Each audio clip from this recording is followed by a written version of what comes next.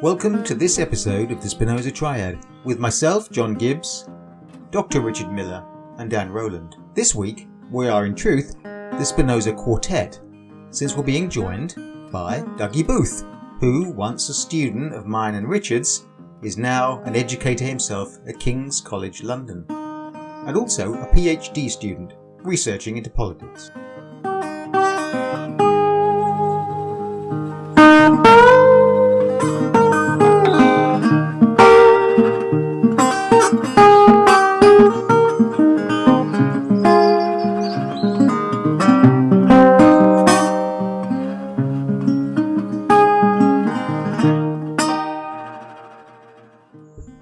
In this week's episode, we consider concepts of freedom, the Republican concept of freedom, and developing ideas about freedom in a democracy. We also think about the way the pandemic, climate crisis, and a changing world may impact on democracy and capitalism itself. We ask the question, is this the end of the world as we know it?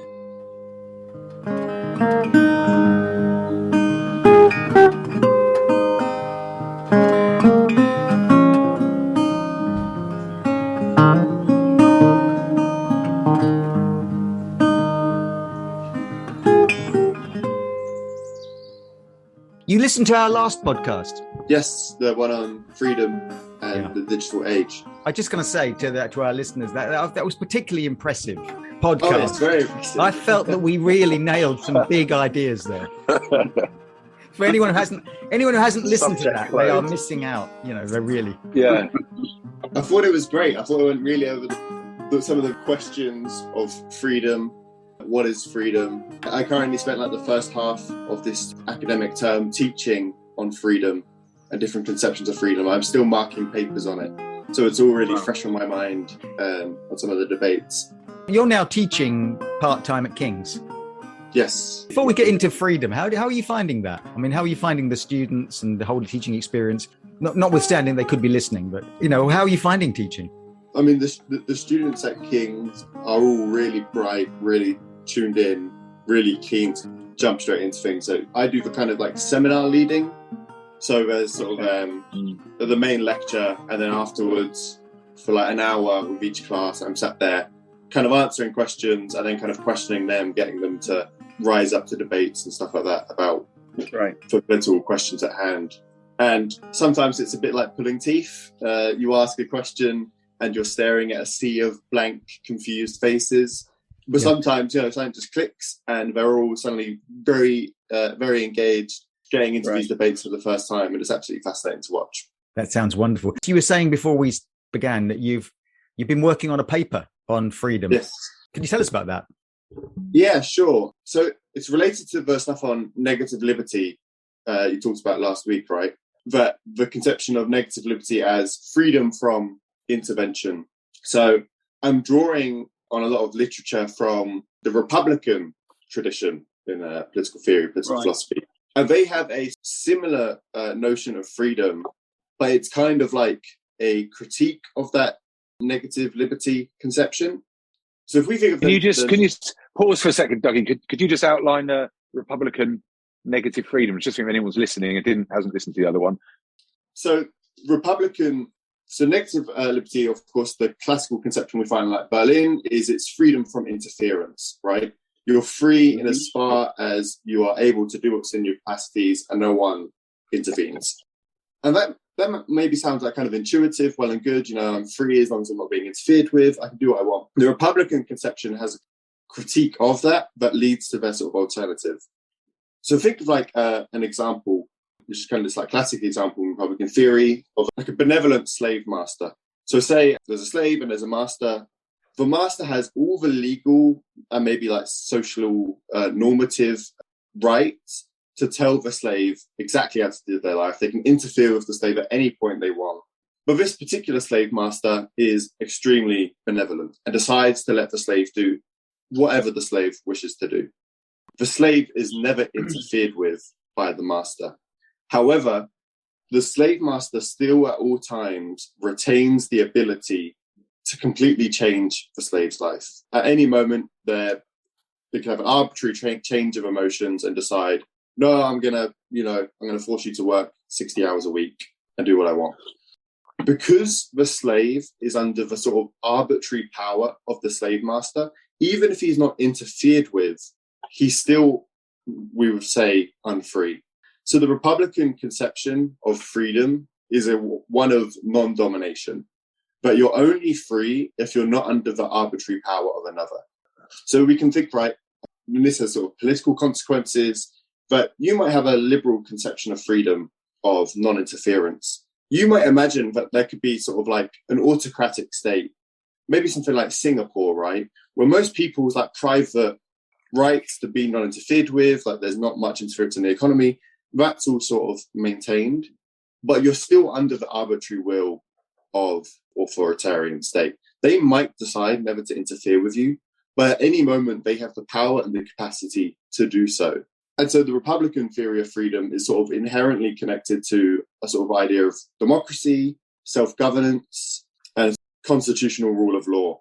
Because for them, in the Republican conception, to be free is to be free of arbitrary power. And that means any power that's going to be influenced needs to be rationally determined, non-arbitrary, in that it's sort of democratically organized. And so it has this built-in mechanism for equality and justice built into it. That's interesting, isn't it? Because making a distinction there between the arbitrary use of power and the constitutional legal use of power. As we sit here now in this, what we imagine to be governed by a rule of law, if we imagine that we are governed by a rule of law, we're still not free in the sense that in time of war, in time of emergency, if the government so wish to put a motorway through my house, they can do so. I ultimately don't have freedom except without a state at all. Republican conception is that interference in someone's life might not necessarily be an infringement of their freedom. If you get arrested and put in prison for murder, but that law was determined in a democratic way, that's an expression of freedom in a Republican sense. Because it's not domination by an arbitrary power, because it's a sort of democratic self-rule, it's not like it's an expression of freedom to have rules and laws, because it's kind of opposing domination and it's kind of this democratically self-organized way. Whereas in the liberal conception, we think it might be a justified infringement on your freedom, but it's still an infringement on your freedom. So that's the compromise. People are, well, not like Rousseau, being forced to be free. Yeah, exactly. But being forced to, but they choose to follow a rule. That might be the best expression democratically. And if they choose not to follow those rules, they can't be part of a society that they say they are free in. That's interesting. The parable of the slave who has a benevolent master who treats him with great consideration, maybe even treats him with a high degree of care, is not free because his relationship is one of slavery. Right. Whereas in a republic, the relationship is governed by things such as the rule of law, the due process of the law, legitimacy, accountability, democratic accountability. And so the relationship is contractual. And in a contractual relationship, no matter how a citizen might feel the weight of the state's power, they are still free. In that sense, it's Weber's understanding of the nation state being that organization which claims the monopoly of violence. The state can kill you. The state can imprison you as long as it has done that with your consent, legitimately and not arbitrarily.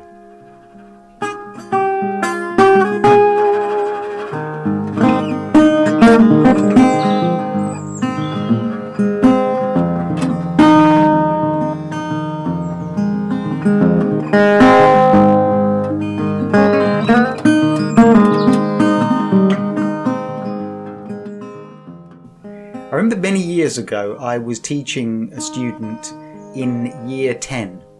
They were GCSE class, 20 students in the class, and this particular student was talking a lot, and I was teaching them English literature, I think, and they were talking, chatting to a friend and not doing any work. So very almost cliched little moment was about to take place.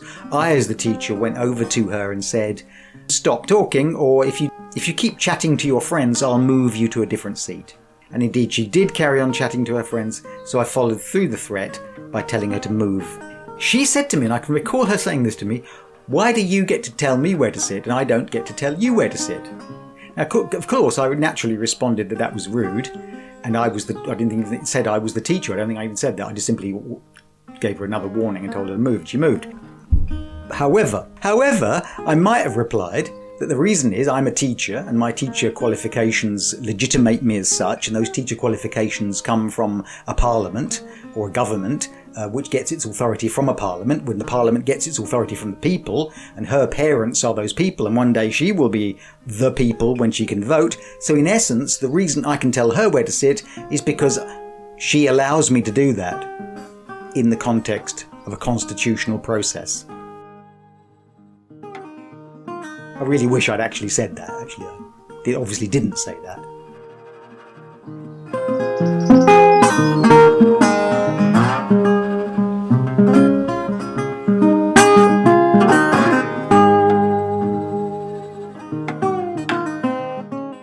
One of the kind of interesting things is that it's quite nice about this sort of concern with non-domination. It's not just to do with the state, right? We think about like living in the state. We need to have sort of non-arbitrary power within the state. We don't want to just be living in sort of tyranny or anarchy. We want to kind of have a non-arbitrary system of governance. Some Republicans will take this theory of freedom and expand it beyond the sort of narrow political concerns of the state, and they'll start looking sort of at like social life and economic life as well. So you can think, for like a theory of freedom, we maybe want to say, like a question, if maybe we, let's say 200 years ago, living in an extremely intense patriarchal society, we might want to ask, are women free? And the Republican concern was used then by a lot of sort of early feminists to sort of say, well, no, women aren't free. They're dominated because they're under the arbitrary power of their husbands, of their fathers, of church authorities. And so to do that, we need to make sure that there's opposition towards these structures of domination, their replacement with some sort of much more democratic, egalitarian systems. So, Dougie, there you're describing first-wave feminists who saw women's equality as likely to be achieved, or to be achieved, in fact, through legal means, a legalistic answer. Yes. Through rights, through the establishment of rights, rights to vote, civil rights, rights to participate in politics, rights to join political parties, protection of the law in terms of property rights and divorce rights and so on. All the things that would place them on legally an equal footing with men. Yeah, exactly. But of course we know, don't we? And of course that would, and I'm sure, and if you look at things that people like Mary Wollstonecraft and others were writing, they also knew that was only the beginning, and that inequality and prejudice and discrimination are derived from dominant cultural values and beliefs which can't be touched, as it were, by constitutional processes.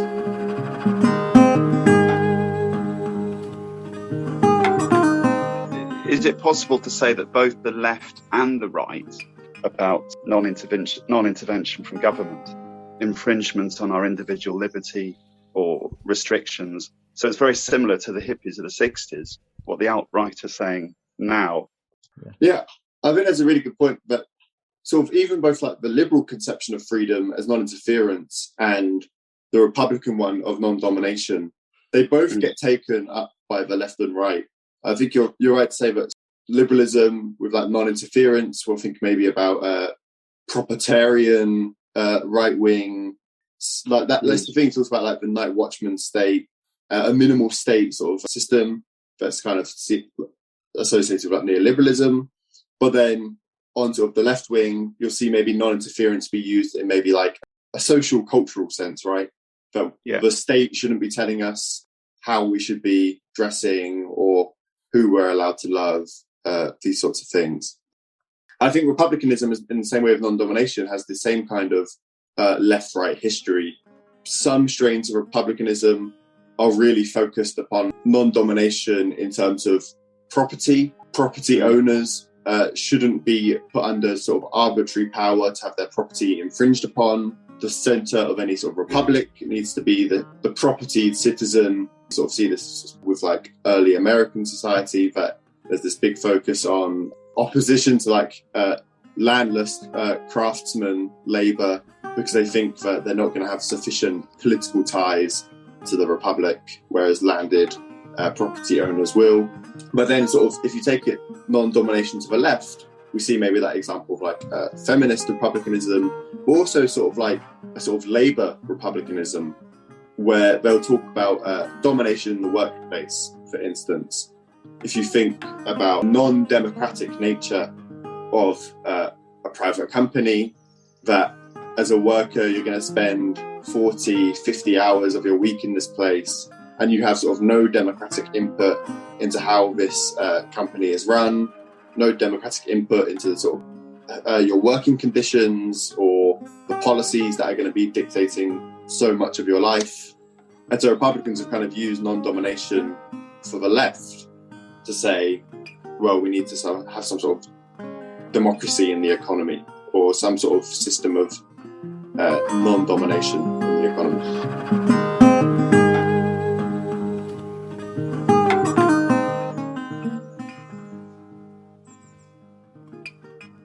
So we actually, this moment, Dougie, we should probably be clear that your use of the term Republican and Republicanism isn't referring to the current Republican Party in the United States, the party of Ronald Reagan, the party of Donald Trump, for that matter. You're not referring to contemporary. If anything, you're referring to the Republicanism that party originated in, and a Democrat Party similarly originates in. In other words, the ideals of Montesquieu, of John Locke, of Rousseau, the ideas of social contract, checks and balances, separation of powers, rule of law, and constitutionalism, and that sort of republicanism.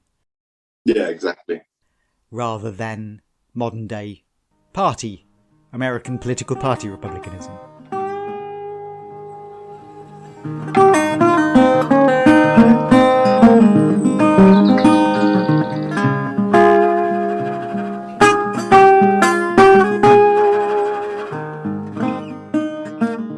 And I think one of the most interesting things about that idea as a sort of third way, it's a very pure form of American government in a way. So it's a vision of the American government, which is neither neoliberal nor neoconservative. And it offers, I think, an alternative, reflected that there's a great sort of contest going on between the United States, or the Western view of freedom, and the sort of more Hobbesian view of freedom that you see in China, the Leviathan state, that you are free, but under the auspices of the dominant state. In other words, no one can be free in a state of anarchy, no one can be free in a state of poverty. So rule out anarchy, rule out poverty, and you have a freedom that is denied, say, the poor person living in the American inner city, that is denied the black Americans, that is denied the people who fall sick without health care in America. So in China you enjoy a level of freedom, which may be no freedom at all. But the Republican concept, I think, might offer an alternative, a very attractive alternative to the challenge of China, since it is not the kind of libertarian, free fire zone, free market concept of society, the negative free society. It might instead be the communal state. If it can foster the values of civility and trust, the kind of America described as being eroded by neoliberalism of Robert Putnam's Bowling Alone. That America of communality, of trust, of neighborliness, with an understanding that those informal networks of trust and neighborliness create the republic, as it were, the republic of trust and neighborliness, the republic of the community.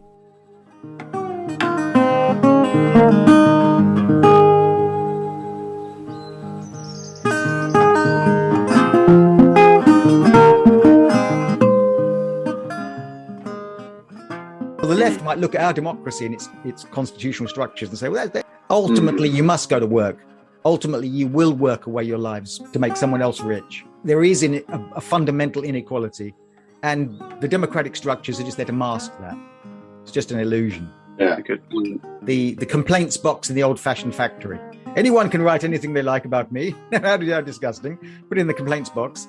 We know that's an illusion. Is not liberal democracy itself, the left would certainly say this, parliamentary systems are just masks for us to believe there's some sort of structural consent and redress, even though that is not really true. We still have to work our lives out regardless. Doesn't that complaint thing, though, John, I think it's reflective of our broader concerns about feelings. I feel very much grievance. I've written that down. I put it in there. Now I feel slightly better because the grievance, it's like a zoological ethics. It's keeping at a distance your relationship to it, but I feel better because I've entered into the debate almost with my grievance. It doesn't actually change the structural dimension at all. I think the structural point is a really good point, and it's kind of it links to the historical debate in republicanism about whether or not we're going to have a sort of plebeian republicanism or a sort of aristocratic republicanism. And both have kind of different entails, sort of very drastically different political systems. And the aristocratic republicanism is this kind of classic sort of ancient Roman conception of like the Senate, where you have these sorts of expert representatives of the people that are going to sort of carefully consider the common good and put their sort of expert wisdom into enacting that common good through carefully crafted legislation by this expert minority. Which kind of, it sounds similar to maybe sort of the justifications we would have for maybe our parliamentary system here in the UK and other similar systems that, well, our MPs, they're experts who have been elected by the people to enact the will of the people. But as you say, the left has a lot of reasons to be skeptical about that, right? To say, well, these people are just representing a corporate elite, institutionalized capitalism, but they don't really represent the will of the people. They don't enact any sort of common good. And how can you have a common good when there's such drastically different conflicting interests in society, right? The interest of the person who wants to build the mega highway and the person whose house is in the way are going to be drastically different. That thought that might originally been on the left is now coming from the right. Things like Brexit and Trump. So there's a kind of complete confusion that the right and the far right are using the language of the left now. Yeah. And it becomes very confusing.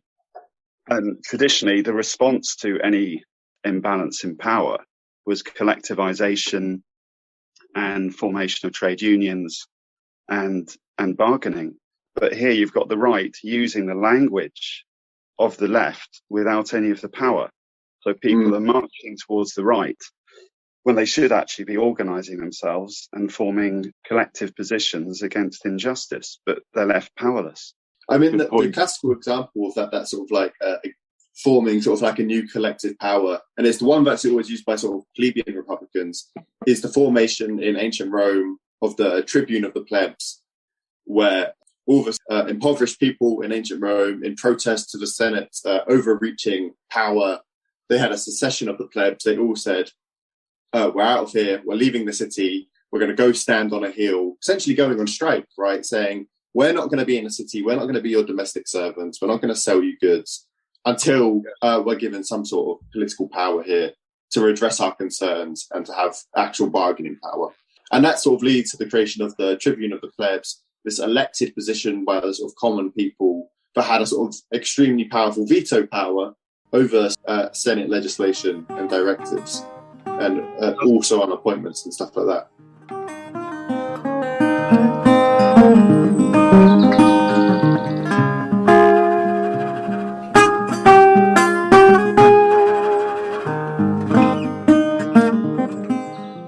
I think that's a really interesting distinction you make there, Dougie, between the plebeian and the aristocratic forms of republic, the republic being the structure of power and accountability, and the aristocratic one. I don't think many British people would look at or American for that matter, would look at their society and think of it as particularly aristocratic. Certainly the Americans wouldn't. They would have horror of aristocracy.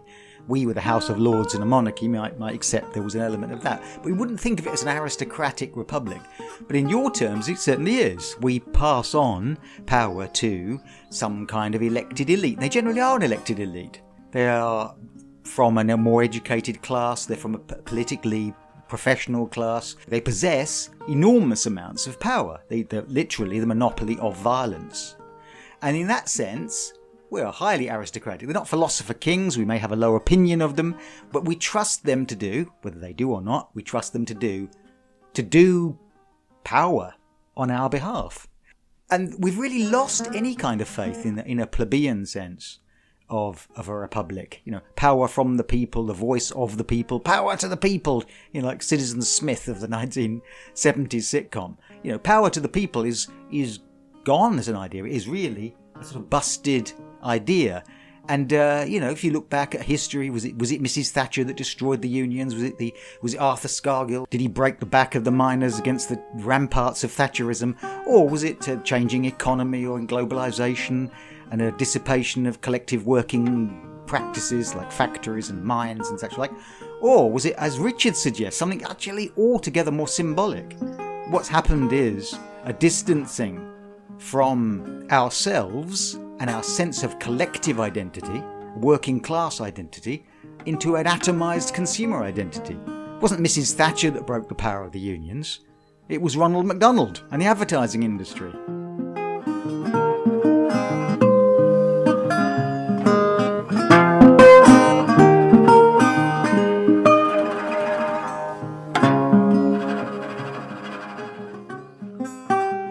I'll also go back to the point I made earlier that tribunes of the people, they tend to be constructed by the powers, the elites, in order to dissipate the powers of the working classes. And that was certainly true in ancient Rome, I would suggest. I mean, the tribunes of the people, the voice of the people, their job, in a sense, is to provide a voice for the people so the people can be ignored. Tribune of the people, what do you require? The transfer of land and property to the equal distribution of land and property and a redistribution of wealth. Whoa. Public executioner, where are you? That was what happened to the Gracchi brothers. One's beaten to death in the Forum and the other one commits suicide. The tribunes of the people were expected to, do what trades unions tended to do. Demand longer lunch breaks and better pay so they can afford more stuff. And one of the reasons I think we lost faith in tribunes of the people or trades union leaders or trades union power is that it was so lacking in any kind of ambition. If it suggested that it might want more ambitious structural changes to society, it was either ignored, vilified, turned into comic parodies of itself, or dissipated in the rush for consumerism.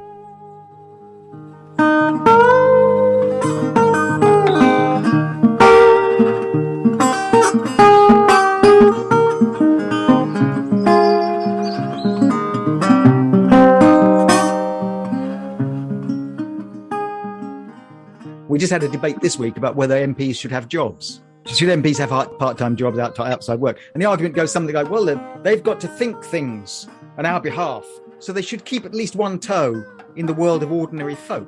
Being consultants to giant multinationals, that'll actually keep them in touch with ordinary people. and the other sort of idea there is that these people are engaged in thoughts that are way beyond us, in their ivory tower of Parliament, in order that they can know on our behalf how to run society. It's very aristocratic, isn't it? Yeah, absolutely. That point you said, the tribune of the plebs, they kind of get subsumed into the sort of power structure. I think that's always the kind of central concern for any broadly plebeian politics is how do you minimize any sort of oligarchic power, right? If you make a position or you make a structure, how do you prevent that from then just becoming another tool in maintaining sort of aristocratic rule? There's lots of different proposals, whether that's turning away entirely from these sorts of representative systems, whether or not you need to go for more sort of like small, direct democratic councils, a system of like delegation rather than representation, where the kind of divide being that a representative, you elect them, and then for 3, 4, 5 years, they have the kind of freedom to go and use their expert opinion. Whereas a delegate tends to be elected for a shorter time, has a very clear mandate from the direct democracy they've originated from, for whatever body they're going to vote in a certain way, and that they're immediately recordable for re-election. That, you only need a very small vote to be like, well, I don't think you're actually following our interests here. I think you're kind of cozying up to the aristocracy here. You need to come back and we're going to vote on somebody else. Because the Americans try to solve this with a republic which has a very short-lived representative body, the House of Representatives. And so you've got 2 years in which you have to face the people again. That was actually designed to be a kind of house of the people, tribune of the people. If they deviate at all from the interests of the ordinary folk, they will be got rid of 2 years later. Because it doesn't work that way at all. Any glance at America and the House of Representatives sees it's dominated by long-lasting incumbents who stay there for decades and decades, or the interest of powerful interest groups that, in a sense, Plato's right. They need to go and live in a monastery somewhere or something. Society has corrupted them. Yeah, absolutely. It's why I quite like social republicans or socialist republicans, because they kind of take this a step further, even the plebeians, to say, well, it's not just good enough to change the political structure, because if you don't change the social economic structure as well, the same influences are going to find a way maintain their power over the political system.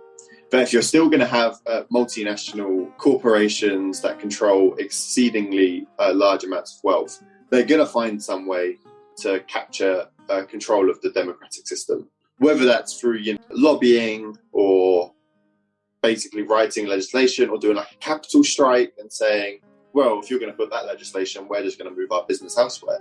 We're going to offshore all of our money and invest in China instead of the UK, where you want to try and control us. So the Socialist Republic say it's not just enough that we change our political system. You need to fundamentally change the economic system to deal with that sort of domination. Yeah, that's really interesting, Dougie. I wonder what, though, the Socialist Republic would look like. I mean, the Socialist Republic is something I'm sort of familiar with in the sense that I was brought up in a very socialist house. My father was... The sort of religion of our house was socialism.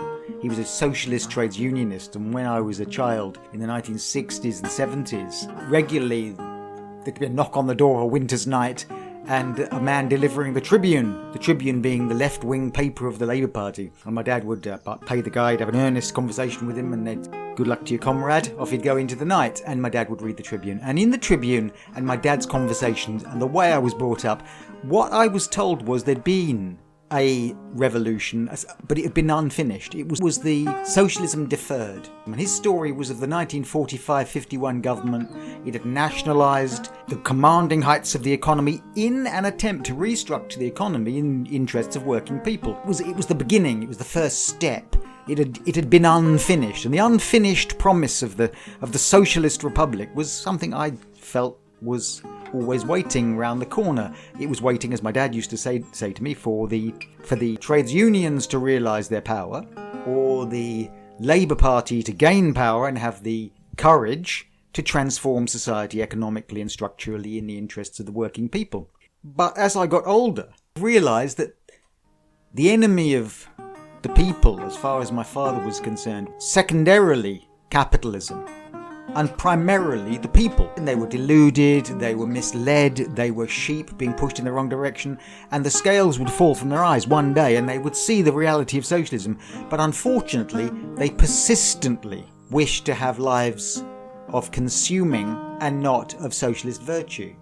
And they became the problem. And I realised my father had a terrible frustration with the persistent failure of ordinary people to embrace the ambition that he hoped they might have.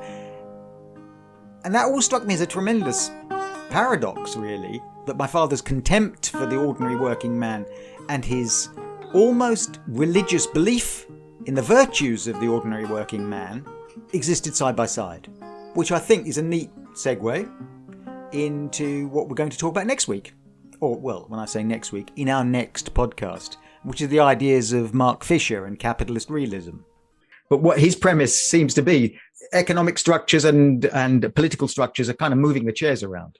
Ultimately, what capitalism has done is something like Althusser suggests. It's got inside our heads. We are completely subsumed into capitalism to such an extent. We manifest it through our everyday lives in a way that makes our discussions of constitutional freedoms and citizens' juries or parliaments quite irrelevant.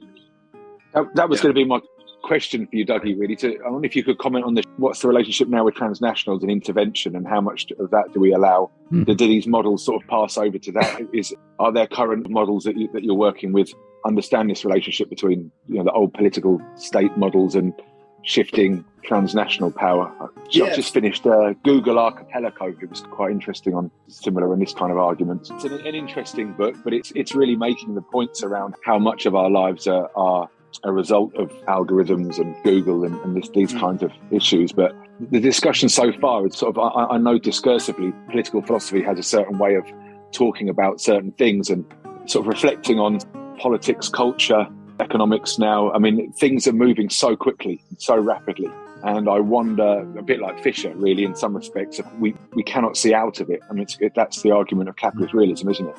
That any challenge to it seems incredible. My PhD research is in very early days, but I'm looking at this new identified trend that for the last 40 years we've had neoliberalism, which has this very supposedly hands-off approach to the economy. There should be minimal intervention into the economy, but the efficiency of private competition in the market will lead to the most positive outcomes, the most efficiencies being made. But maybe under the crisis of coronavirus, that whole sort of paradigm has started to very rapidly collapse. That we saw, over the last 2 years, we've seen some of the most expansive and deep-reaching state interventions, not only in the economy, but also into social life in general. If we think about some of the sort of universal basic income schemes that have been tried out, the ways in which the state has played like a new coordinating role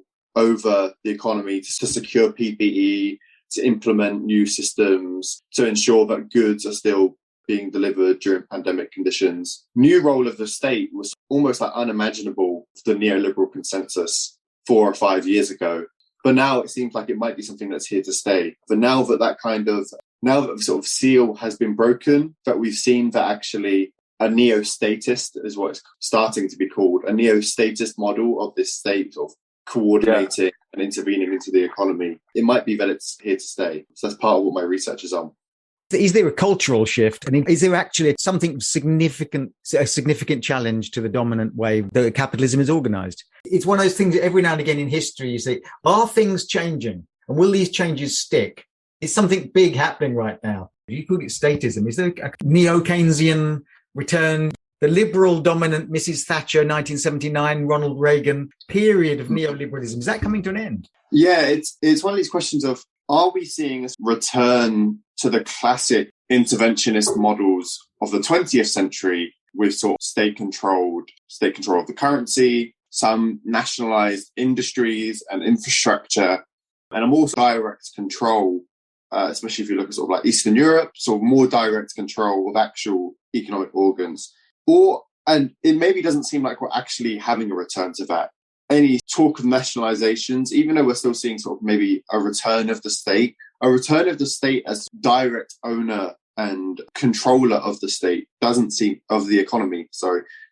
to be exactly in the direction we're heading. Like the idea of like powerful, large, private, international corporations doesn't seem to be something that is still being challenged in this new consensus that's maybe forming.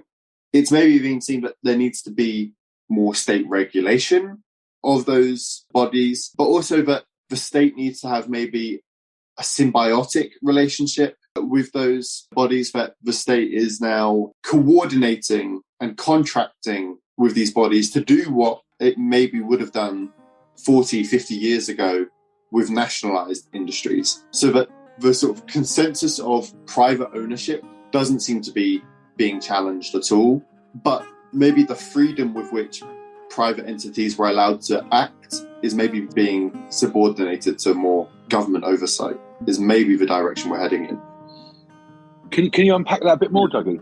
This idea maybe that the corsair or the privateer state, and it's kind of even not just sort of like a new phenomenon, but if you look at certain nations like Japan and China, it was being practiced sort of in the neoliberal area, where the state wasn't looking to own factories, own infrastructure, own international business or international banks or anything like this, but rather the state was trying to create the conditions in which private firms would have international competitiveness. And one of the maybe more recent trends of this is that maybe one of the logics behind right-wing corporatist arguments for Brexit is that by taking back sovereignty, in big air quotes, the British state will be able to create the regulations, the right conditions to make British firms internationally competitive as a kind of extension of British power, the British state power. So although it's not like trying to reclaim ownership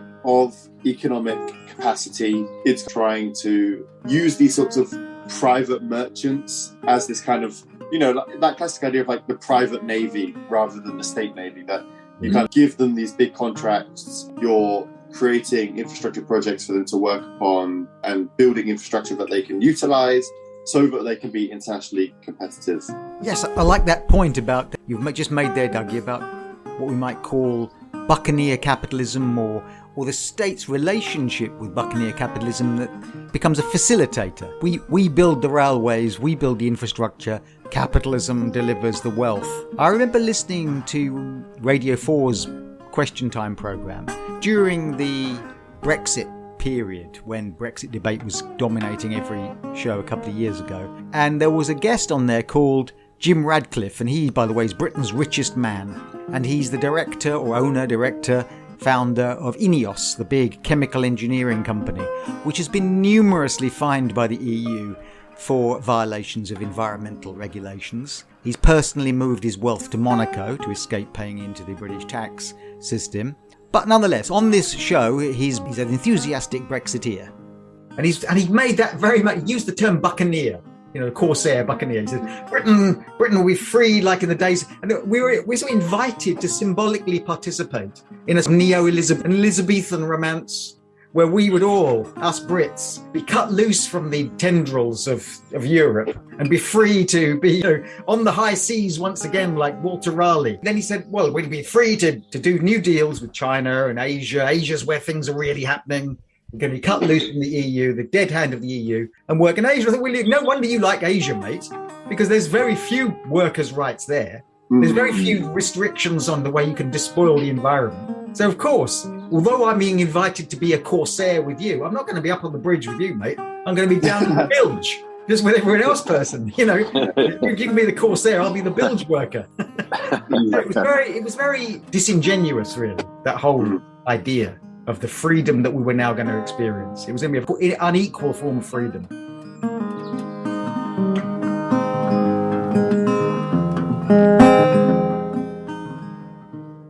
I mean, I heard an interesting thing the other day where they were talking about state intervention on business, recently become more interested in technology, you know, growth of technology and its relationship, I suppose, to politics and economy and just sort of social life, and about how the Chinese state have stopped children on TikTok under the age of 14 being able to scroll through more than 5 images without there being a 5-second pause. And the algorithms have changed.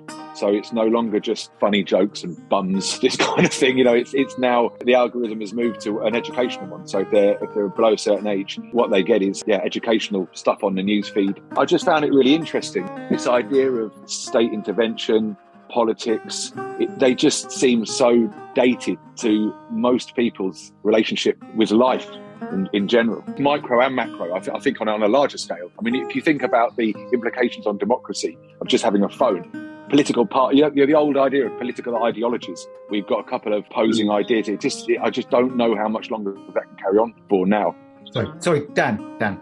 Yeah, I was just going to say, so Richard, you're saying that people are not invested in the state like they used to be. The citizen doesn't have a relationship with the state anymore. It has a relationship with capital or corporatism, but doesn't have a relationship. I don't think it matters, Dan. I don't think it matters what people think.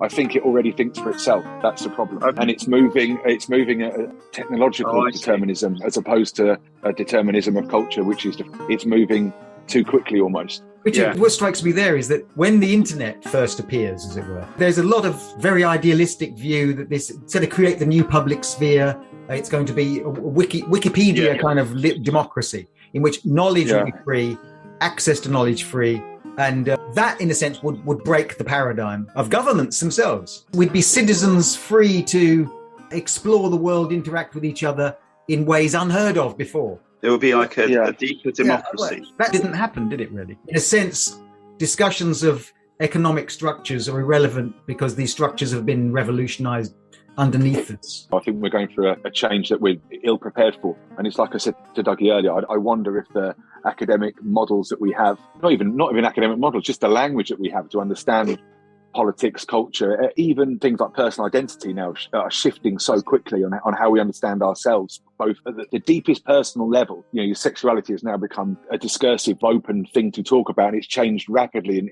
in amongst this, connecting with people and technology, which we assume is a neutral thing, when it's not neutral at all. It's owned by transnationals, and it purposely shapes the way in which we think about things. And it seems strange, like China have actually intervened and limited the way for this algorithm to change the way people think. And I just wondered, like, if in your research you've looked at any of these new relationships that are forming between companies like Google, Apple, whatever it may be, and the state, and then the population themselves. I mean, yeah, I think bringing up China is like a really kind of fascinating point, because I think China is seen as the embodiment of this like neo-statist model that, okay, they still have these sorts of, they're technically state-owned enterprises, but they act just like private, corporate, international bodies. They're on the international market, they're trading stock, they're competing for greater market share and all these things by ruthlessly cutting down on worker conditions and workers' pay. But there is still this state guidance over the economic structures, the usage of technology, investment, and all these things. And Dougie, just quickly, there you said about the intervention, but just to go back to the beginning of the conversation on freedom, there's surely a debate there. So I've got 2 daughters and a son as well, but my 2 daughters, I ask, but they don't listen much, to not be on their phones so much. It's definitely not good for you, and it affects so many things, the ability to concentrate, read, you know, all of these other issues, and it's not a neutral thing. They're not just thumbing through. So in some respects, they are gaining a form of freedom through state intervention. So Richard, in that sense, you are the state. You are the paternalistic state, literally the paternalistic state, since you're the father, and you're forcing them to be free, restricting their freedom in order to enhance their freedom. And that is the essence of so much of our discussions of recent podcasts. It's behind this discussion now in the relationship between the state, the internet, international markets, globalization, is to what extent the state has to restrict in order to enhance freedom, and can restrict in order to enhance freedom. The freedom of the corporation is the freedom of the pike over the minnow. And the relationship with in our micro world of our families is the same. To what extent do parents restrict the freedom in order to enhance the freedom of their children? Goodness me, if we knew the answer to that. Could we say, I like your point, Rich, about technological determinism and this idea of freedom. Could we say that the individual citizen is now effectively becoming a product of the economy through the use of algorithms, but it's being sold back to the individual consumer as if they are exercising their freedom in using the apps that are actually possibly subtly incarcerating their thoughts and emotions and ideas about the world that they're sharing with others? We're becoming like products rather than active citizens. This was Marcuse's point. I think what you've just explained there, Danny, isn't that repressive desublimation? I mean, that's an example of that, isn't it? It is. Just write that one down. Seamlessly went into that. Yeah, I think that idea. I'm just going to say, Richard, repressive desublimation, because I want to say that so I can edit me saying that in there later.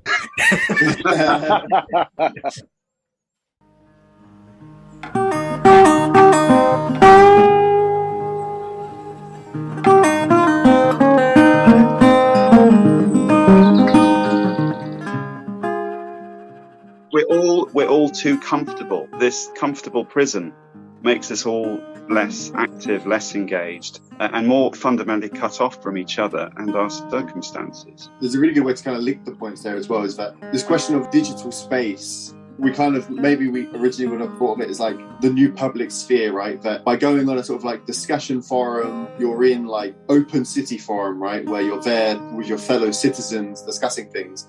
But like you say, it's not public space, it's private space. These things are owned by massive corporate entities that are looking to harvest and sell your data to advertisers, but are looking to keep you scrolling for as long as possible, looking to get their psychological hooks in you so that you're staying in their private space as a commodity that they can sell you as for as long as possible. And of course, that means any discourse that you're going to even be involved in, but even discover, right? Like, what conversations are you going to be able to find and participate in these sort of private spaces are determined by algorithms. That it's that idea, right, of like, to link it back to sort of like Republican concerns with like domination. You're completely under the arbitrary power of these corporations, but not even like by their like conscious decision, but by algorithmic numerical decision. You're being fed these conversations that you could participate in. There's no sort of like rational self-determination about it. You're just being completely dominated by these algorithms that are controlling your life. And you think about, like, you can maybe to link it, this is work my supervisor has done in this field, on companies like Uber or Uber Eats, where you have casual gig workers that are working for piecemeal rates based on the work assigned to them through this digital platform. But the digital platform, the way it assigns all its work is done by algorithms. The pay is calculated by an algorithm that is set by is organized by the company. Whether or not you're going to get any sort of bonus to make even regular minimum wage equivalent earnings is all determined by this corporation's algorithm. And so because this thing is all like private, unregulated space, as you say, technology is evolving so fast. This isn't something that we've had time to carefully consider, understand, and regulate as it's evolved. It's just evolved out of nowhere. In the last 5 years, this technology has sprung up, and now there's this massive class of workers that are being dominated by these algorithms, made to work exceedingly long hours to make basic pay. And we still haven't really worked out a way to regulate it. That comes back, Dougie, to your research. Is there a statist or a interventionist or response? I mean, the Chinese are trying to regulate access to the internet, access to social media, in order for probably more control reasons and authoritarian reasons, rather than protecting. I don't know. I mean, I think they are kind of worried, the Chinese, about certain Western values. There's a sense of cultural imperialism they're trying to protect themselves from. They're worried too many young people are, as you say, Richard, looking at pictures of puppies and bums rather than studying engineering. They have an idea of what young people should be doing. So there's a bit of social engineering going on there as well. John, when you say about social engineering, I mean, that's the point, isn't it? Is that it's like not making a choice is making a choice, because these algorithms are going to control what you see, what you think. They're not just neutral things. I mean, they're businesses. They're manipulating the beliefs that people have. They're altering it. So when you say that the Chinese, it's state intervention, it's the very word intervention assumes that you're intervening in something which is perhaps neutrally occurring, and it's not something we've come across before as human beings. That technology is evolving at such a rate that we don't really discuss it in the same way. Can this world be regulated at all? I mean, is there any statist answer in a liberal society? I know you could put a great firewall around China or something and try to manage what comes in. They'll probably fail at that eventually. Can a liberal society regulate media in a way that maintains their own liberal values, or is the battle already lost? Well, I'd say that business has a very different view, if you can call it, of the good to what the traditional view of the state has. The state's view of the common good through political philosophy is very different to the current end that we have now, which is fundamentally a business model, whereby you just have consumers and producers, and the idea of a common good seems to be something which once lived in the past. We don't refer to the good anymore. And as Rich says, this is being fueled by very fast algorithms, which are taking us away from any possibility of understanding anything except just enjoyment. That seems to be our only moral prerogative, is to enjoy. Just think about your own sense of enjoyment on these technological devices which facilitate that enjoyment. I'm deeply skeptical that neo-statist intervention is even really possible in a solution, maybe like Dan says, towards any sort of like common good. I think what it's really aimed at is ensuring that there's enough regulation and coordination and sort of any sort of intervention that crisis, like terminal capitalist crisis, can be avoided, and that these firms can remain competitive, that they can maintain a high rate of profit, and that they can continue to function and dominate society. Because I think it's that classic sort of Marxist point, like not only our sort of like digital space is an actual public, open, communal space, it's private space. The state also isn't this neutral, maybe ideal Republican communal space where we're deliberating openly about things. It's also sort of entirely a almost private entity, right? The state is made up of and composed of a series of private interests that completely dominate it and very much like inform its sort of like inherent structures, the way that it can even enact any processes of intervening in the economy are always shaped by a logic of profitability, maintaining sort of like some semblance of economic growth and stability, and ensuring there's a minimal standard of life that people aren't going to completely overthrow it. What has or will change? Well, if we fast forwarded to the end of your PhD and into the future and a few years, what will we look back on and say, pandemic and Brexit and an environmental catastrophe, probably the biggest story of the lot. What will change about our politics? I think the environmental catastrophe is kind of the big looming question, but maybe sort of this turn towards state intervention that's the next crisis that the state is going to try and grapple with, is how on earth do we change our economic structures just enough that we can somehow survive without completely collapsing the planet's life support system. Mm-hmm. I think probably what we're going to see is a very vague prediction, but I think the state is going to increasingly play a role of private contractor. The state, in looking for sort of green solutions, you see this sort of like proposal for a Green New Deal, a new economic recovery project, or a green industrial revolution, whatever sort of the proposals are called. It's sort of this idea that we need to build this new green infrastructure, and how that's going to be maybe done isn't by sort of state or democratically owned or socially owned construction of these new infrastructures. What's probably going to happen is the state is going to produce its revenue and invest it into these private companies that are going to build the state's capacity to try and manage these crises. Obviously, that's the sort of problem with that is that any privatized or semi-state, semi-private solution is going to be one that's inherently bound by the logic of profit making and marketability, right? That any solution is going to be one that they have to be able to make work in a market system, that we can only invest in green technology if we're actually going to be able to turn a profit on it. Even though we've got this big government contract, we need to turn it around and make money on it. And we're going to have to cut costs. And for something as like wide scoping as environmental catastrophe, which needs a complete revolutionizing of how we produce and how we consume and how we live together and how we build our cities and all of these things, proposals that are within the margins of profitability just seem completely, hopelessly inept. Do people need the freedom to destroy the planet? Is that what people are? A little bit of hope, perhaps, with the use of the state and environmental protection. As you look at the kind of the forerunner with COVID, suddenly overnight, you have nearly 3/4 of the nation having their salary paid for by the state. There was no profit generated there at all. The state can do things when it needs to, like in wartime. So the furlough scheme, no profit was made. Okay, it stopped riots in the streets and society from fragmenting, which is fundamentally what I think any environmental measures will have to try and do.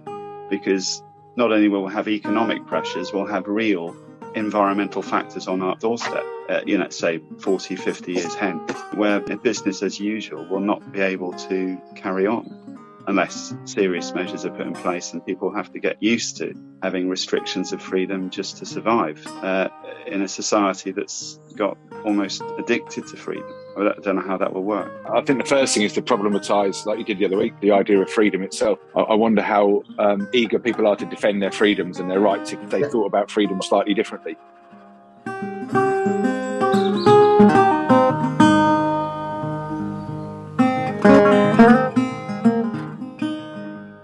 that's great. If I could, I'd like to bring those 2 points together. The point, Richard, you just made there, I think, brilliantly, very eloquently, that we need to think differently about freedom, and that might follow up several of the things we've said in recent podcasts and the early part of this podcast. That freedom, as we have learned to think about it, is not going to endure, and we need to think differently about freedom. And the other point I'd like to bring in is the one, Dan, you just made about the capacities of our society. The capacities not just of the state, but the state harnessed to capitalism. Marx felt that capitalism was the stage before some kind of revolutionized society, in order, because he recognized, as socialists do, as the left has always done, that capitalism is an enormously dynamic force.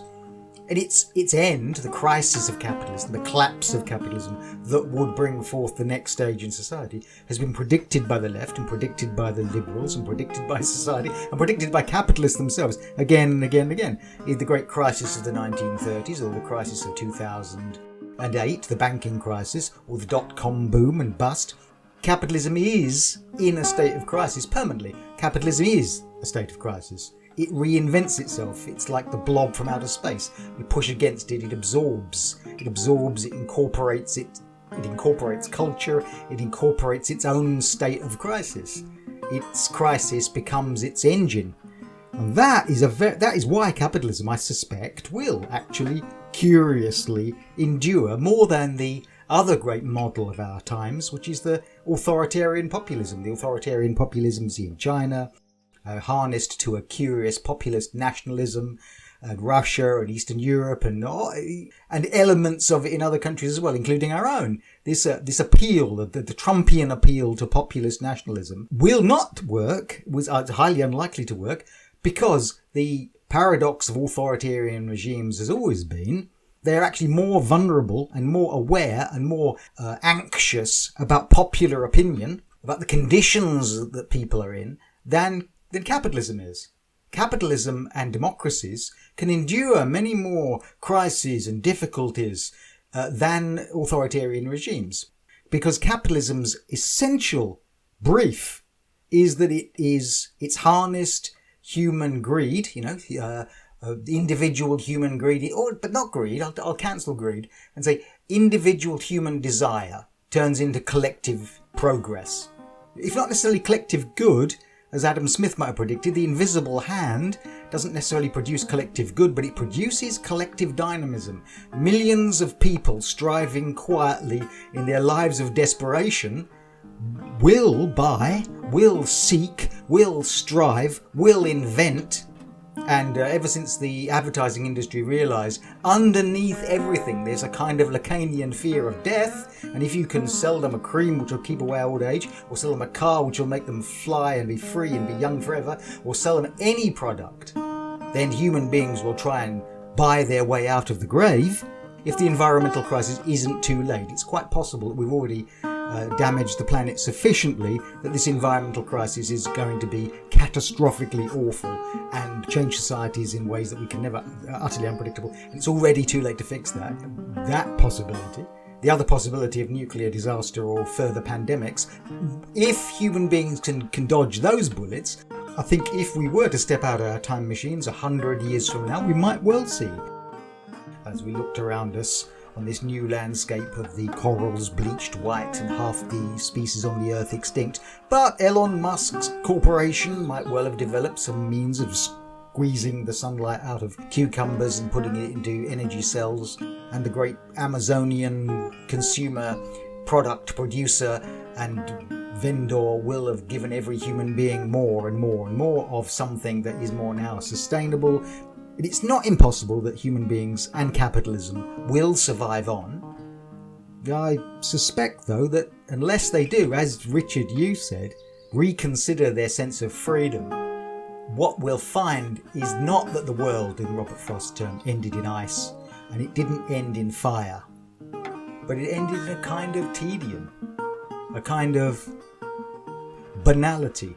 And I think that's what the battle for our world is. It's about finding a generally accepted belief in the freedom that's derived through human compassion and community.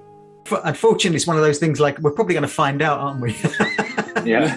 horrifyingly Worryingly. Yeah. Yeah. Or we're too busy looking at our TikTok news feeds to worry. Yeah. The metaverse. Yeah. The virtual reality. Oculus. It'll be like, by then I'll be a 400-pound fleshy blob with a mask on, in which I look like Arnold Schwarzenegger in the virtual world. You'll only realise the sea levels are rising when it's actually touching your feet because you're plugged into your VR headset. You're like, oh god, the ocean's here. Okay. My feet are cold. Yes. Yeah.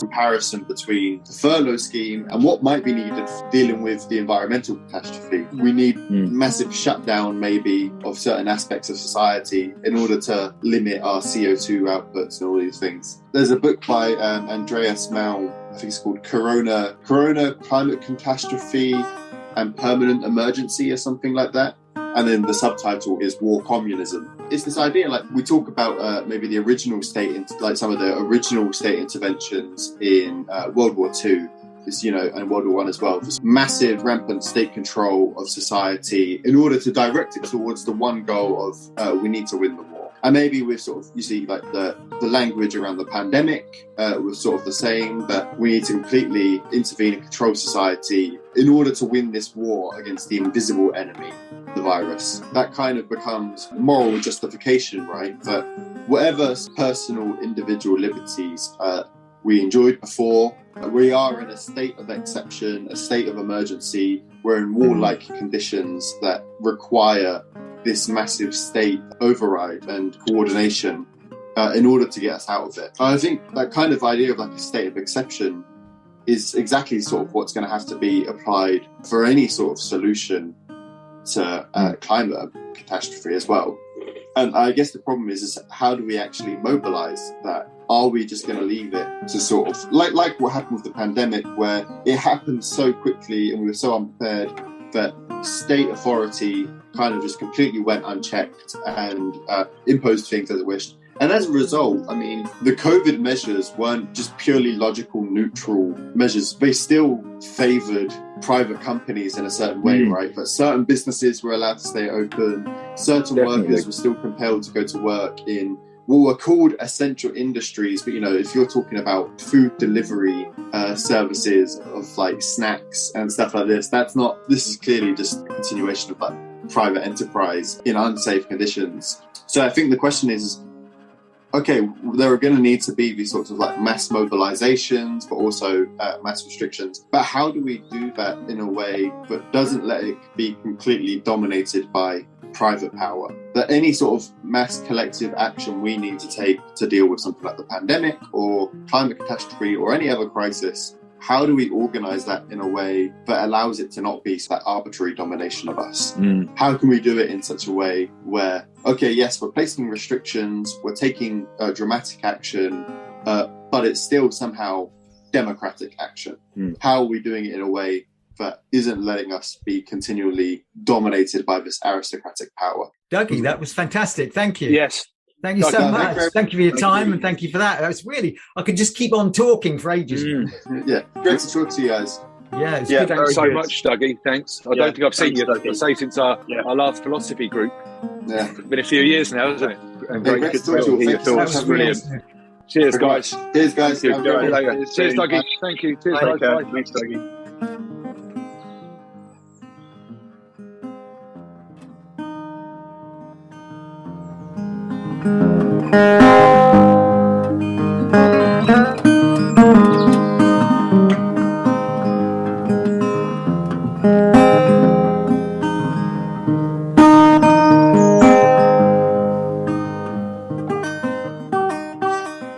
You have been listening to the Spinoza Triad with John Gibbs, Dr. Richard Miller, and Dan Rowland, And this week our guest, Dougie Booth. If you've enjoyed our show, please share it on social media.